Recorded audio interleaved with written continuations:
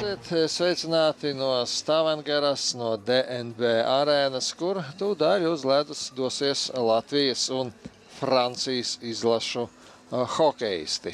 Abas komandas aizvada pēdējo spēli šajā turnīrā, izaicinājuma turnīrā. Mūsu komandā dažas pārmaiņas. Vārtos, cik var nojaust, Ervīns Muštakovs, kurš spēlē pirmajā spēlē.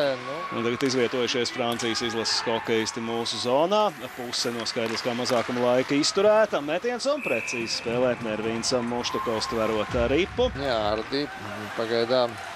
Tagad varbūt Mickevičs Ardi. Pirmo reizi pa īstam iesaistās spēlē Francijas izlases vārtsargs Florians Ardi. Viņš spēlē Minhenē, Vācijas hokeja līgā. Pirmo reizi, tāpēc 29 gadu vecumā, tikai spēlē ārzemju klubā. Artūrs Ozoliņš. Laba piespēle Tomam Andersonam. Viņš pa labo malu zonā. Apslido vārtus, bet nav neviena partnera, kam atdot piespēli. Tagad aizsargam. Māris Jāss. Laba kombinācija. Kobajass un vārti! Toms Andersons tiek arī pie sava vārta guvuma. Kas viņam neizdevās pirmajā spēlē pret Dāniju? Un tur bija aizturētais sots.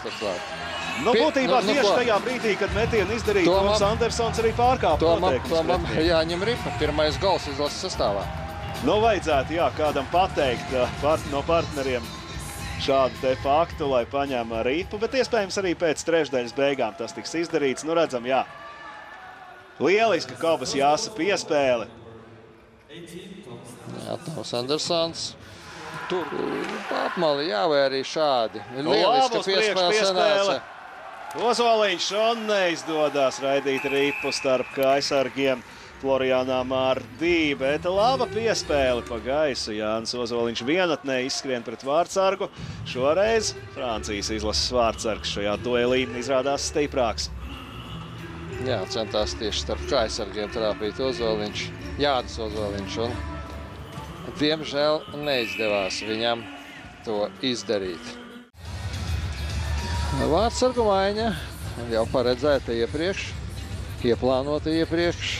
Elvis Merzlikins, pagājušās sezonas labākais jaunais Šveices A-līgas, ja virslīgas spēlētājs vispār starp visu amplua spēlētājiem. Es nezinu, kā pareizi saukt, GAP, acīm redzot. Saīsinājums, jā. Jā, tas ir abreviatūra, tā ir GAP. Un izdodas uzvarēt iemetienā. Široko metiens un labi spēlē Ardi. Bet, tas lietas būtību īpaši nemaina.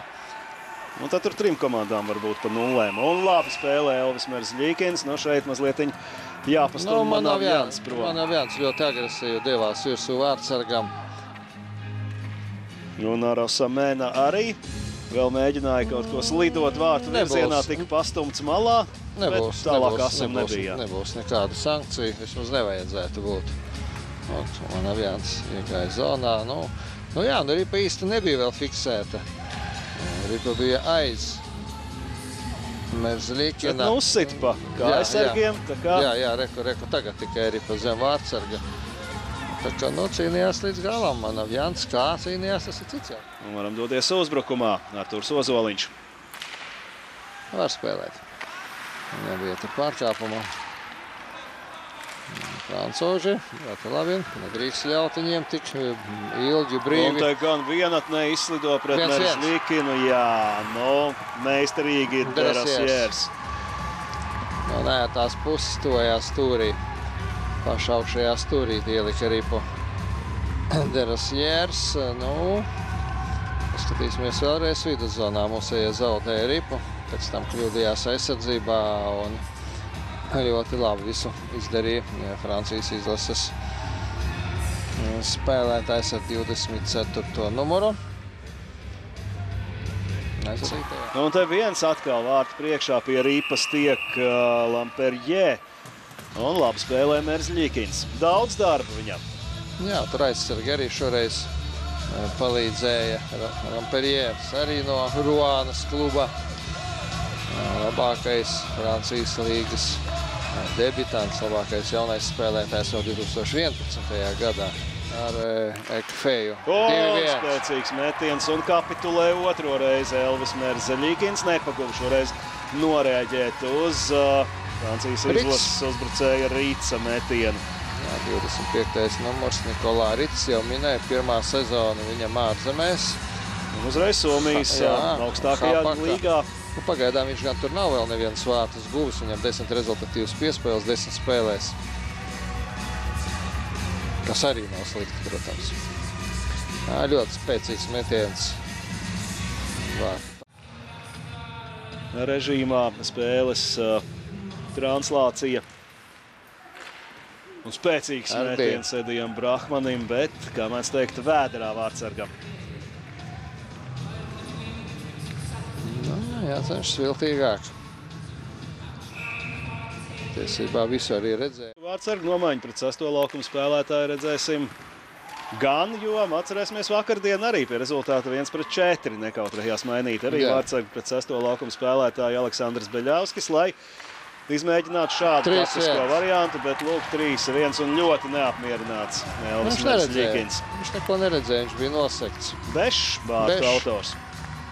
Tad mēs redzēsim, ļoti prasmīgi vārtu priekšā nospēlēja francūži un atcerēsimies vakardienas spēli.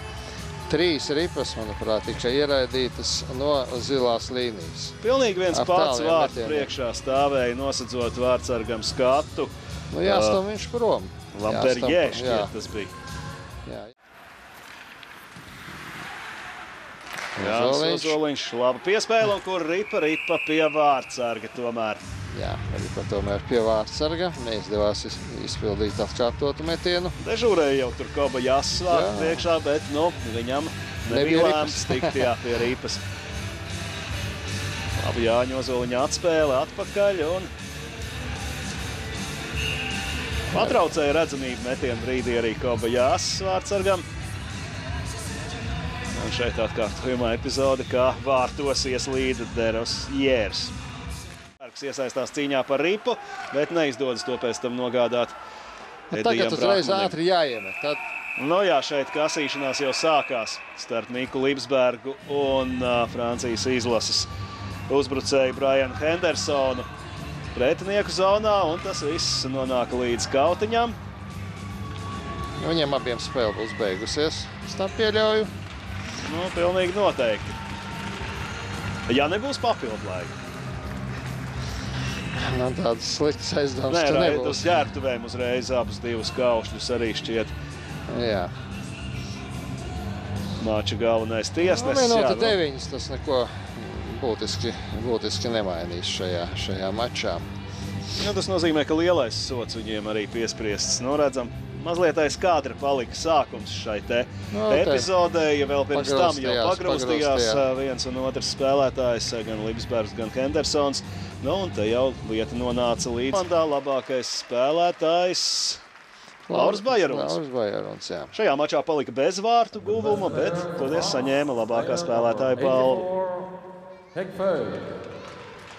Ekfejs, jā, 84. numurs, komandas kapteinis. Kevins Ekfejs saņem labākā spēlētāja balvu. Līdz ar to pirmais pārbaudas turnīrs Aleksandra Beļavska vadībā Latvijas izlasē ir beidzies. Turpināsim sekot hokejam visās frontēs šonakt.